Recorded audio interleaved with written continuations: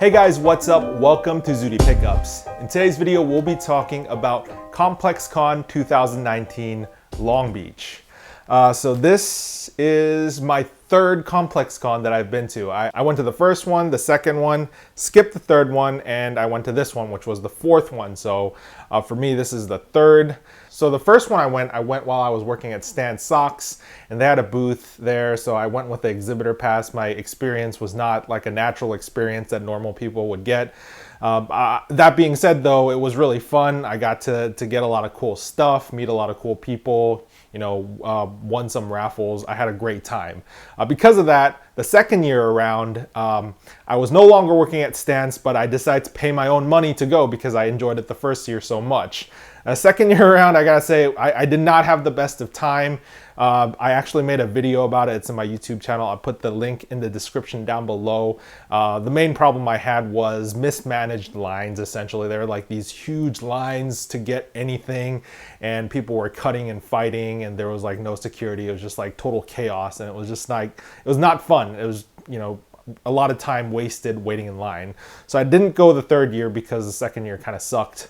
But this year around, the fourth year, one of my friends who still works at Stance managed to hook me up with a guest pass. So I was like, you know what? Yeah, I guess I'll go and see if it's any better now.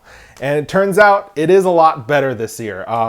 They actually got rid of a lot of the big exhibitors like Nike or Adidas, Undefeated.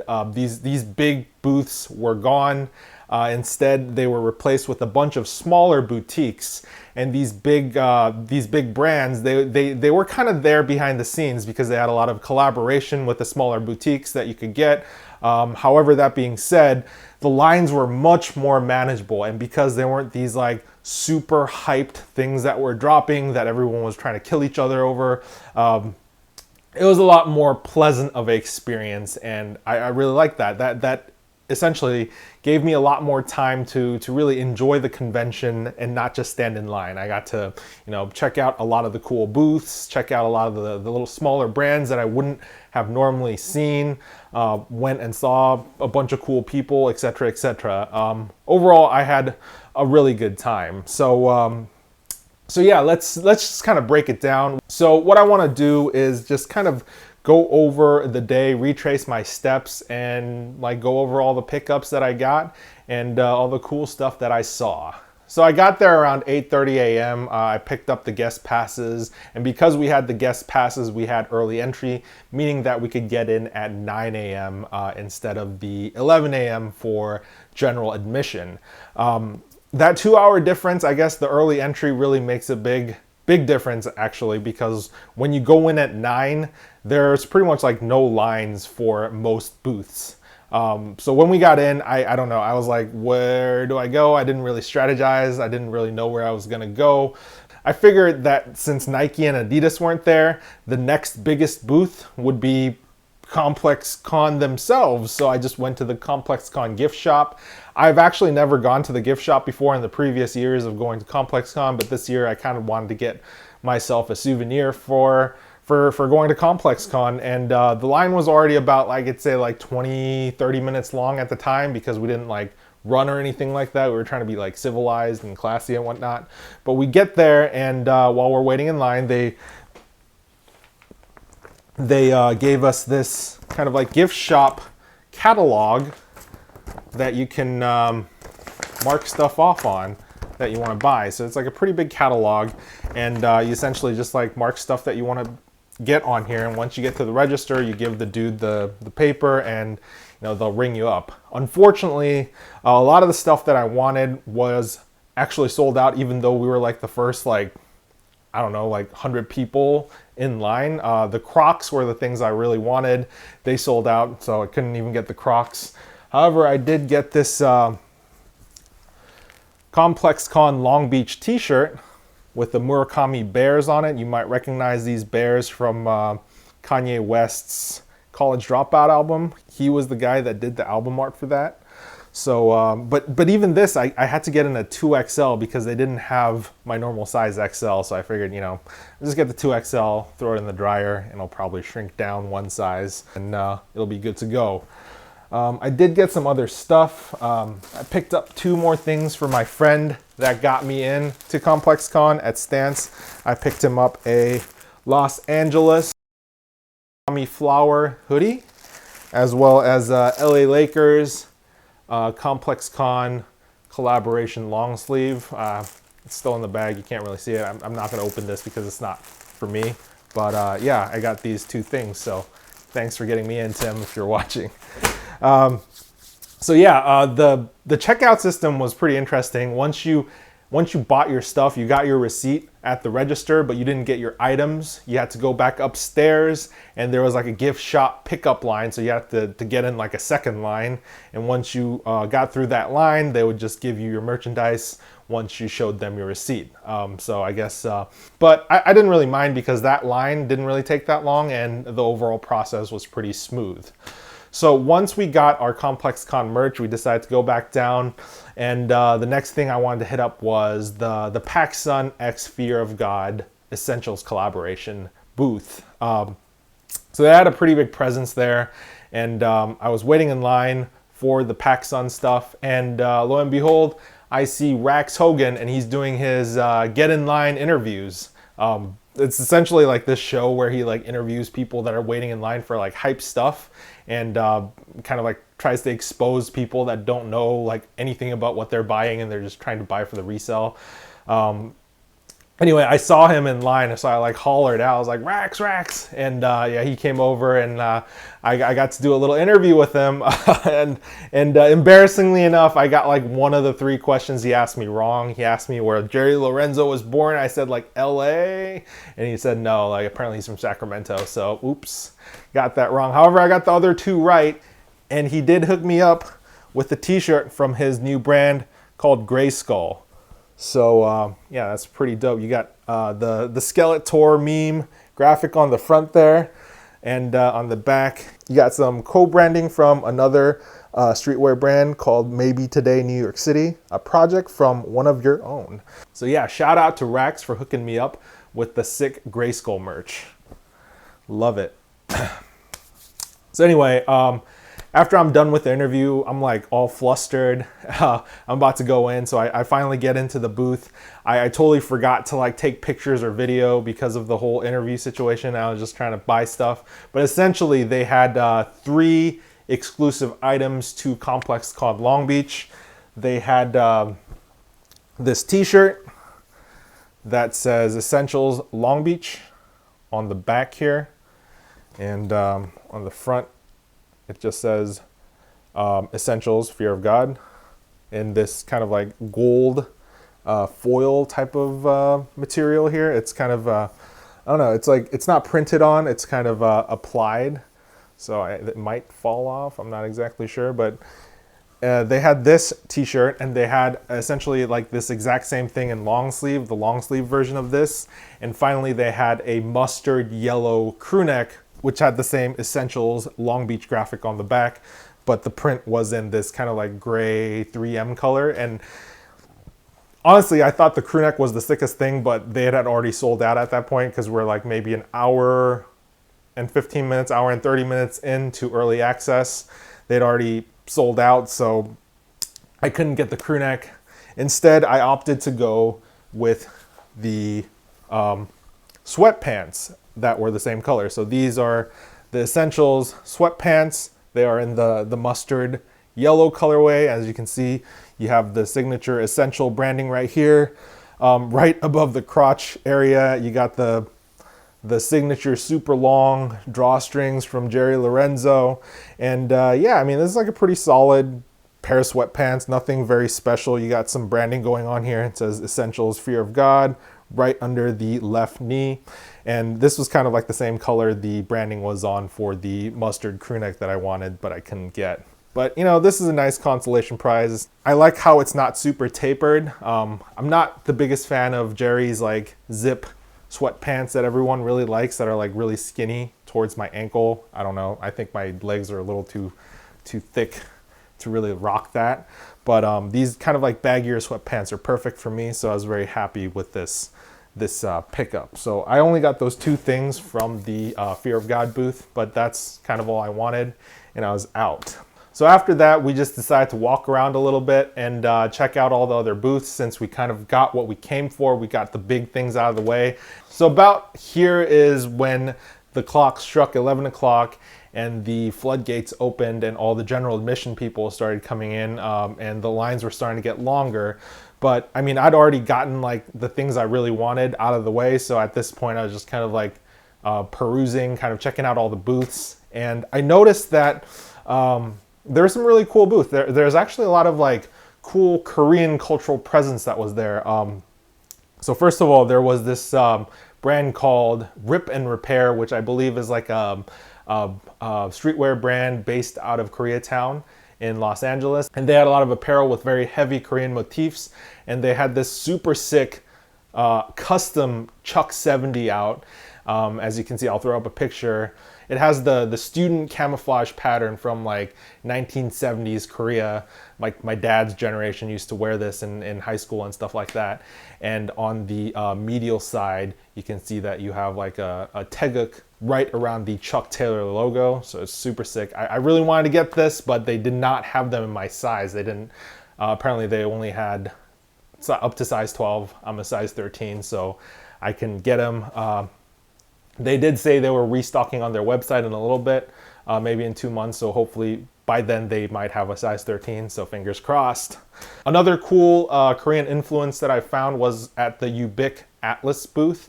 I'm not exactly sure what Ubiq Atlas is, so I'm not going to pretend like I know it. But what I infer, it's kind of like their like international kind of like outreach type of collaboration program. Ubiq is in Philadelphia, I think, and the sister city to Philadelphia apparently is like Incheon in Korea. I am not fact checking any of this, so this could be totally wrong. But yeah, they had like a bunch of like Korean themed stuff. You can make a custom BYW Boost You Wear 2.0 shoe that had Korean motif, Korean colors, with the Korean flag, you know, red, blue, white, and black. Unfortunately, the machine where you can make your own shoes was not working, so I couldn't really do that either. Instead, I just picked up a t-shirt from that booth. So as you can see here, it says Atlas by Ubiq, Complexcon, Long Beach, November 2nd to 3rd, 2019. You got this cool like 3M taeguk on the chest here on the front, and on the back you have like a crazy neon yellow graphic with some Korean text that says sister cities on here. So that's pretty cool. But I mean, this I kind of got this as a consolation prize, but I think I would have really liked to have copped the BYWs because of the whole like Korean motif and like the Korean text on the tongue and stuff like that. It would have been pretty sick.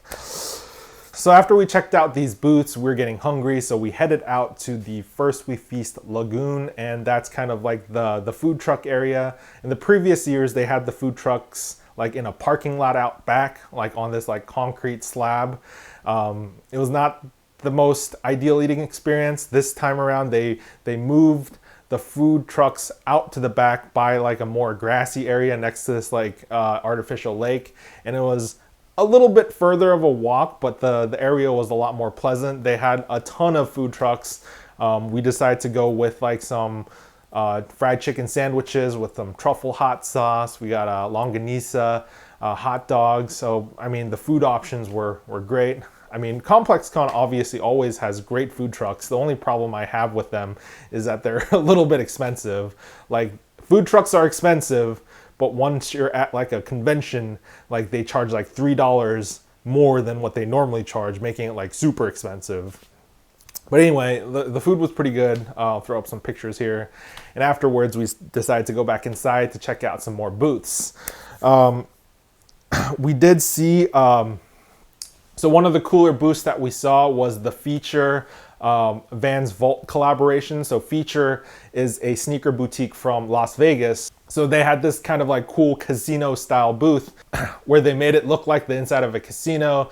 They had these like really cool like velour Vans Authentics that they were selling, and you could get chips and you could like play roulette. And you know, I played roulette and I lost spectacularly, didn't win anything, but it was a pretty cool experience overall. Another cool booth that we saw was the Flex Fit booth. I didn't exactly know what was going on here. It kind of looked like some sort of like hat dyeing lab. That you could get like your hat dyed to various shades of blue. But I mean, overall, it was like a really cool kind of like booth to kind of check out. We didn't buy anything from there, but it was pretty cool to just look at. Another cool booth that we walked by was the Timex booth. Timex just released their Raised by Wolves collaboration today, and they were selling it there at Complexcon. I think the watch itself is a little busy for me. I'm more of a simple type of tool watch guy, but it was definitely pretty cool to see it in person, glow in the dark. They also had their Q model, which was their first quartz watch that was reissued. This thing, I don't know if you're into watches, but they kind of like sell out a lot online whenever they restock. So it was pretty cool that they had a couple of those in stock as well.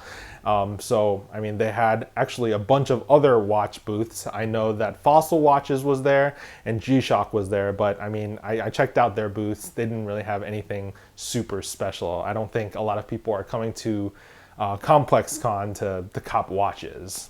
So while we were walking around, we noticed there were a couple of booths that were attracting a lot of hype, a lot of attention. I think it was probably, there was the Chinatown Market booth, a lot of people there, the Atmos booth, and the Rude booth. Is that how you say it? Rude? It's the R-H-U-D-E. I checked out all the booths. I mean, I didn't like wait in line. I checked out what they had. It was nothing that I was very interested in, so I just didn't want to wait in those lines, but it seemed that a lot of people did, and those lines were getting pretty long. Especially the Chinatown one was kind of like snaking around the booth multiple times. But I wanted to use my time more wisely than standing in booths for stuff that I didn't really want. So I decided to walk around a little more. There was kind of like this pretty cool Windows Surface booth by Microsoft where you could get your pictures taken and you could get it printed out on a little Polaroid. That was like a pretty cool interactive experience. Canon had something similar called the Canon Experience where you could get a bunch of pictures taken of you and printed out. So it was like, there was a lot of stuff like that, like kind of like like streetwear or like sneaker related stuff that was there, but it was still pretty cool. Another thing, I mean, there was like this like random like netted room with like a bunch of butterflies. That was pretty cool. And there was like this New York City subway train that had like been brought in, and it had like a bunch of flowers in it. Like it was like, you know, just like checking out the art exhibitions like that, I feel like, you know, is like almost like half of the experience there that I never got to do in the previous years because I was like too busy just like waiting in line for stuff. And this year around I got to do all that, so that was really cool. So finally, we're getting ready to leave. There was like a big raffle that we entered in for. We were getting ready to leave. We just wanted to see if we won the raffle because there was like a big raffle that you could enter from sneaker shopping. It was like Joe LaPuma and like the crew. They were picking out raffle tickets. So we had entered the raffle when we first got there. We waited to see if we won. Of course we didn't win. They were giving out some Mars Yards and some Yeezy 2 Red Octobers. So, you know, very, very expensive shoes that go for several $1,000s on the resale market. They're giving them out. Two lucky people won them. Unfortunately, it wasn't me. But I mean, congratulations to the people that won. That was a huge come up. So at this point, we're really tired. It's about like 4 p.m. Our feet are getting swollen and kind of tired of walking around. And right before I leave, this one booth catches my eye called Melody Asani, or ME. And it was like a woman's jewelry brand that also made clothes. But like I like this t-shirt really caught my eye, and it says United States of America LLC. You know, I think that was it's kind of like one of those like cynical type of t-shirts, the satirical t-shirts. I thought that was pretty cool. And I'm like, I am a sucker for typography, and I really like the typeface. And I just really love this t-shirt. So I decided to get this t-shirt as well, just kind of on a whim. And I'm pretty happy with it. This is actually one of my favorite pickups of the day, I would say.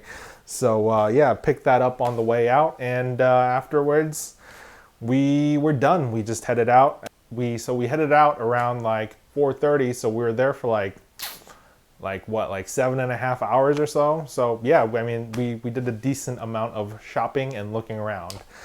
So as you can see, you know, we picked up a whole lot of stuff. We got to check out a whole lot of booths. They had a whole lot of customization options that we didn't even talk about. Like Champion had this cool thing where you could like print your own patches on t-shirts and hoodies and stuff like that. A-Life had a similar situation where you could get like custom graphics printed on like hoodies, jackets, t-shirts. There are a lot of customization options, like way more than there were before, and a lot of cool art options and stuff like that too.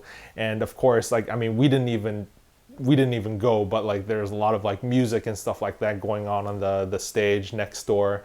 So this year around, I think Complex definitely achieved what they were going for with Complexcon, which is supposed to be kind of like a convergence of street culture, whether it be like, you know, like shopping, like music, art, etc. Like everything was there. The experience was pretty smooth. I didn't see any fights breaking out, no super long, unmanageable lines, you know, like I think they actually did a good job. And next year, I think I might try to pay and go again because I had such a good time.